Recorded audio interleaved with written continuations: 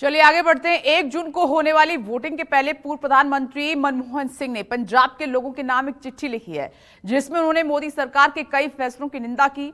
मनमोहन सिंह ने कहा कि नोटबंदी और जीएसटी से अर्थव्यवस्था को नुकसान हुआ है और बेरोजगारी बढ़ी है।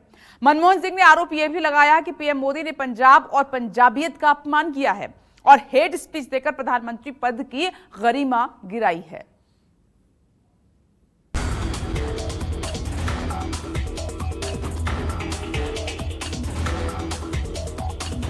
किसानों पर लाठियां और रबड़ की गोलियां चलवाई, अन्नदाताओं को आंदोलन जीवी और परजीवी बताया, विपक्ष के खिलाफ असंसदीय भाषा का प्रयोग किया, एक समुदाय विशेष के खिलाफ नफरती भाषण दिया, प्रधानमंत्री पद की गरिमा को कमजोर किया। पीएम मोदी के खिलाफ आरोपों का यह पुलिंदा पूर्व प्रधानमंत्री मनमोहन सिंह ने खोला। पंजाब में मतदान के ठीक पहले मनमोहन सिंह ने पीएम मोदी के खिलाफ लेटर बम फोड़ दिया। मनमोहन सिंह ने इस चुनाव को लोकतंत्र और संविधान बचाने का चुनाव बताया।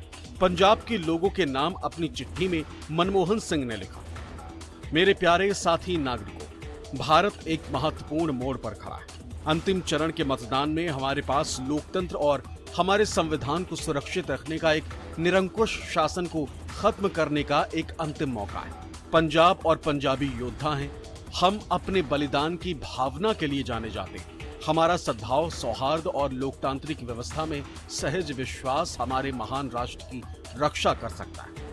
मनमोहन सिंह ने खास तौर से पीएम मोदी के उस चुनावी भाषण की आलोचना की है, जिसमें उन्होंने आरोप लगाया था कि अगर कांग्रेस सत्ता में आई तो देश की संपत्ति उन लोगों को बांट देगी जिनके ज्यादा बच्चे हैं। पीएम मोदी ने इस आरोप के साथ ये भी दावा किया था कि मनमोहन सिंह ने प्रधानमंत्री रहते हुए देश के संसाधनों में पहला हक मुसलमानों का बताया। मनमोहन सिंह ने अपनी चिट्ठी में लिखा, मैं इस चुनाव अभियान के दौरान राजनीतिक चर्चा को बहुत ध्यान से देख रहा हूं। मोदी जी ने काफी घृणास्पद भाषण दिए जो पूरी तरह से विभाजनकारी है। मोदी जी पहले ऐसे प्रधानमंत्री हैं जिन्होंने पद की गरिमा और उसके साथ ही प्रधानमंत्री पद की गंभीरता को कम किया है। इससे पहले किसी भी प्रधानमंत्री ने किसी खास वर्ग या विपक्ष को निशाना बनाने के लिए इतनी घृणित, असंसदीय और निम्न स्तरीय भाषा का इस्तेमाल नहीं किया। उन्होंने मुझे लेकर भी कुछ गलत बयान दिए।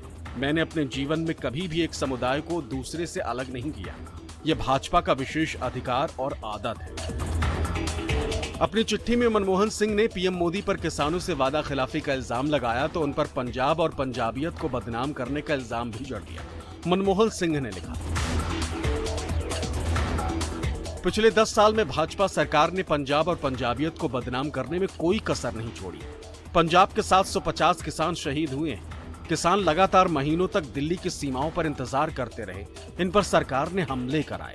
किसानों को संसद में आंदोलन जीवी और परजीवी कहा गया। मोदी जी ने 2022 तक हमारे किसानों की आय दोगुनी करने का वादा किया था, लेकिन उल्टा 10 साल में किसानों की आय कम हो गई है। हमारे खेत परिवारों की बचत को नष्ट कर दिया और उन्हें हाशिए पर छोड़ दिया। पूर्व प्रधानमंत्री ने अपने पत्र में कांग्रेस की चुनावी गारंटियों का भी जिक्र किया, जिसमें कर्ज माफी और एमएसपी की कानूनी गारंटी का वादा शामिल।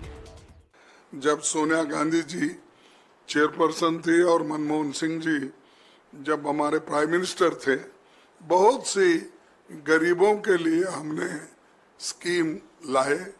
उन स्कीम को भी हमने अमल में लाया और अनुष्ठान में लाकर लोगों को उसका फायदा भी दिया। और मोदी जी सब कहते हैं, लेकिन महंगाई, बेरोजगारी, किसानों की बदहाली, आर्थिक असमानता, संवैधानिक संस्थाओं का दुरुपयोग जैसे मुद्दे को जनता के बीच लेकर गई। डॉक्टर मनमोहन सिंह जी ने न केवल पंजाब सूबे का नाम रोशन पूरे देश में किया, पंजाब सूबे का नाम पूरे विश्व में रोशन किया। जब उनसे बात हुई इस विषय में, अपील के विषय में, तो जो पीड़ा थी उनकी आवाज में, जो दर्द था उनकी आवाज में, वो सुनकर आंखों में आंसू आए। जिस आदमी ने, जिस शख्स ने अपने हाथ से, अपने पसीने से एक चमन को सींचा हो और वो चमन जिस तरह से छिन्न भिन्न किया जा रहा हो, जो डॉक्टर मनमोहन सिंह जी की यूपीए की सरकार ने किया, ऐसा कोई वर्ग नहीं बचा जिसको कोई लाभ न पहुंचा, वो किसान हो, नौजवान हो, महिलाएं हो, दलित, शोषित, आदिवासी, अल्पसंख्यक, मध्यम वर्ग, व्यापारी, कोई ऐसा नहीं बचा। और पिछले 10 साल में जो इन तमाम वर्गों के साथ हुआ वो भी आपके सामने है।